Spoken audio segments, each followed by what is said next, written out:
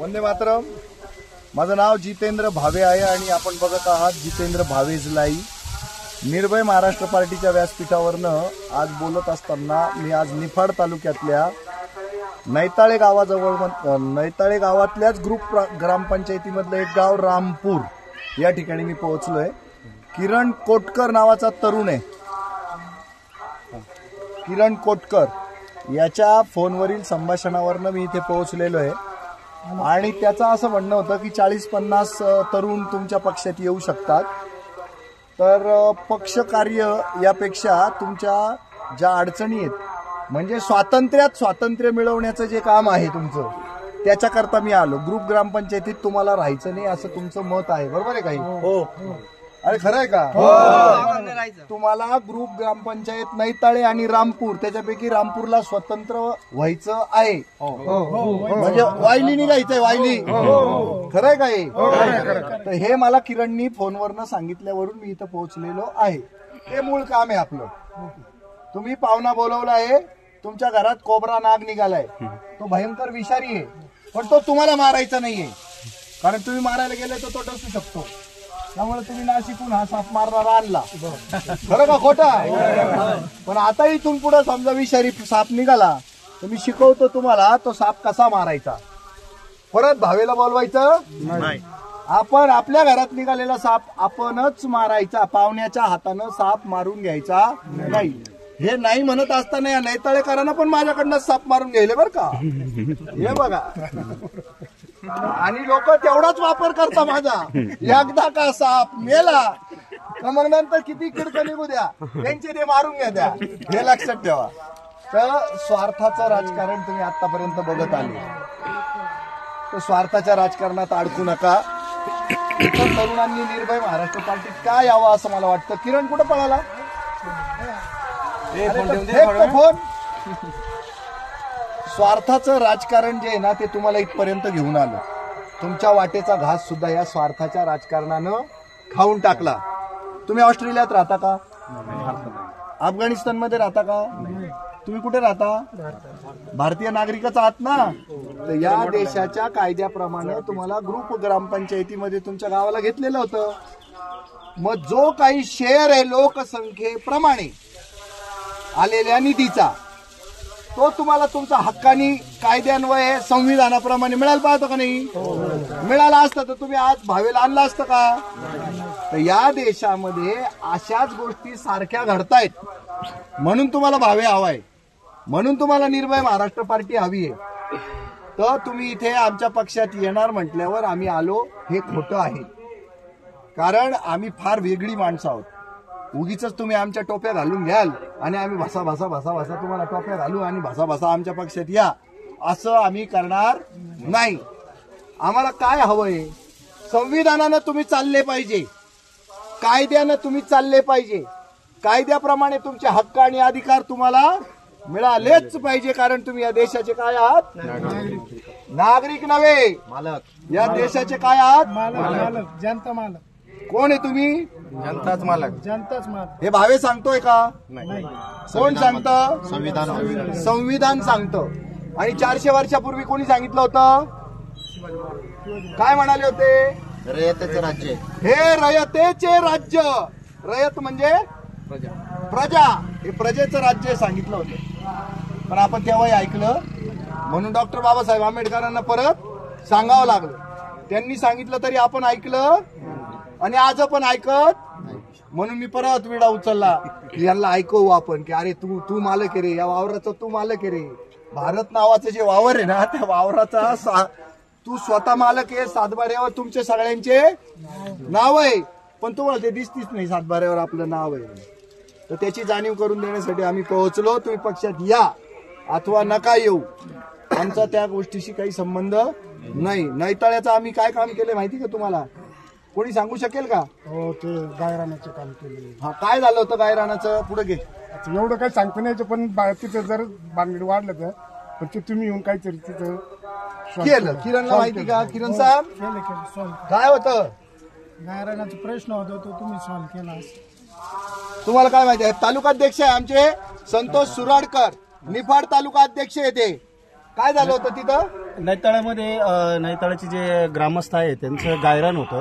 तर तिथे गायरान असल्यानंतर ते गायरान त्या नैताळ्याच्या गावातील पंच लोकांचं होतं, परंतु काही राजकीय धेंड्यांनी त्याच्यावर अतिक्रमण करून ते आपल्या नावावर करायचा प्रयत्न चालू केला होता. अर्ध केलं होतं, अर्ध बाकी राहिलेलं होतं. परंतु जेव्हा आम्हाला नैताळ्यातील त्या ग्रामस्थांनी रिक्वेस्ट केली महाराष्ट्र निर्भय पार्टीकडे की असा हा प्रकार निर्भय आहे, महाराष्ट्र पार्टीकडे निर्भय महाराष्ट्र पार्टीकडे त्यांनी आम्हाला बोलवलं तिथं आणि आमच्या विनंती केली की असं आहे तर आम्हाला या संकटातून तुम्ही वाचवू शकता का. तर आमचे पक्षश्रेष्ठी जितेंद्र भावे सर आम्ही तिथे गेलो आणि सदर पूर्ण गायरान आज आम्ही त्या गावकऱ्यांना आमच्या निर्भय महाराष्ट्र पार्टी आणि जितेंद्र भावे सरांच्या माध्यमातून त्यांना ते गायरान आम्ही परत त्यांना उपलब्ध करून दिलेलं आहे. तर अशा पद्धतीनं गायरानाच्या जमिनी सुद्धा या भ्रष्ट व्यवस्थेकडनं हडप होत आहेत आणि ते त्यांच्या ग्रुप ग्रामपंचायतीमध्ये घडलेली घटना आहे. ग्रुप ग्रामपंचायत म्हणजे या गायरानावर त्या गायरानावर यांचा पण काही अंशी अधिकार आहेच ना. पूर्ण अधिकार होता तुमचा. 90 एकर ती जमीन होती, पैकी 30 एकर गायब झालेली होती. ती 30 एकर आपण त्यांच्या नरड्यातनं काढण्यामध्ये यशस्वी ठरलेलो आहोत. आणि ते कोणाचं आहे? ते तुमचं आहे ना. ते तुमचं तुम्हाला मिळायला हवं, पण तुम्ही कोणाशीच बोलत नाही. म्हणून मी तुम्हाला सांगतो, गुंडांना मतदान करू, गुंडांना मतदान करू नका. नातेवाईक असला तरी नाही, सख्खा भाऊ असला, बाप असला, मुलगा असला, चुलत भाऊ असला, आते भाऊ असला, मामे भाऊ असला आणि पोरगा असला आपला, तरी त्याला सांगा तू माझ्या पोटी पैदा झालेला देशद्रोही पोरगा आहे. का तर तू गावाचे पैसे खातो, तू गावाची जमीन खातो, तू गावाची प्रॉपर्टी गिळतो म्हणल्यावर तू देशद्रोही आहे हे सांगायला अजिबात लाजायचं नाही. त्याला आपल्या घराचे दरवाजे कायमचे बंद करायचे. जोपर्यंत तो पैसे चरणं बंद करीत नाही तोपर्यंत गावासमोर त्यांनी कान पकडून माफी मागायची की मी इथून पुढे गावाचा पैसा एक पण खाणार नाही, तरच त्याला देशद्रोही म्हणायचं नाही. जर खातो तर त्याला काय म्हणायचं? अरे काय म्हणायचं? नीट सांगा ना यार, काय म्हणायचं?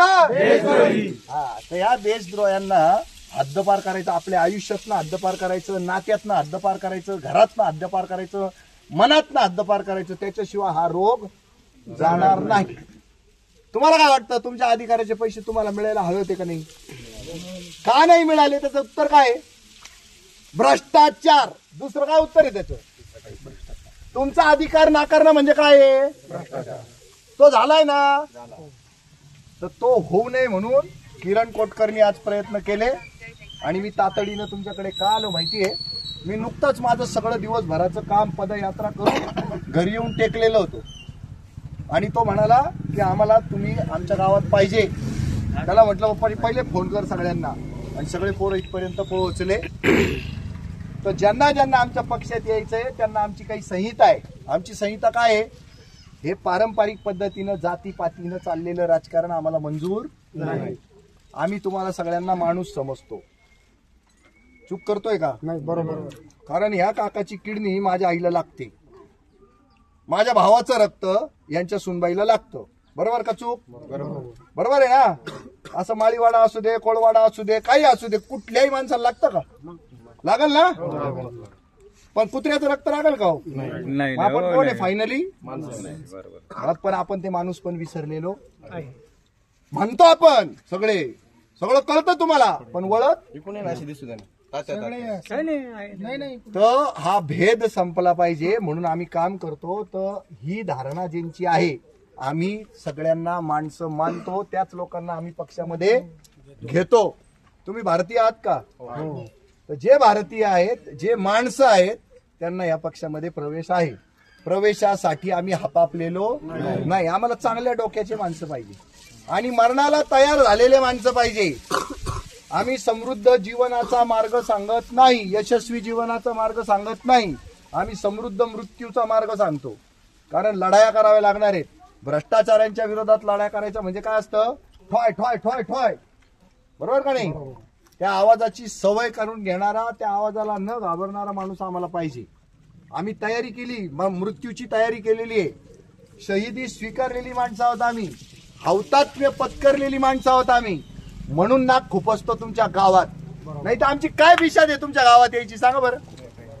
आम्ही कफन बांधून निघालेलो आहे. तुमचा अधिकार तुम्हाला मिळालाच पाहिजे म्हणून आम्ही नाक घालतो. असं नाक घालायची ज्यांची तयारी ना, आता इथून पुढे कुठल्या तरी गावाचा प्रश्न असेल तर इथल्या निर्भय सैनिकानं तिथं येण्याची तयारी दाखवली पाहिजे. त्याने असं नाही म्हणलं पाहिजे ते तर येवल्या तालुक्यात येतं आपला काय संबंध.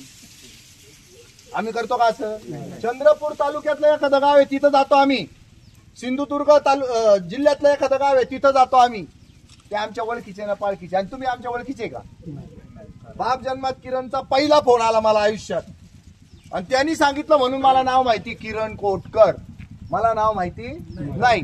तो कसा आहे दिसायला, कुठं राहतो काही माहिती नाही. फक्त त्यांनी सांगितलं रामपूर नाही तळ्यापासून 2 किलोमीटर एवढंच सांगितलं त्यांनी.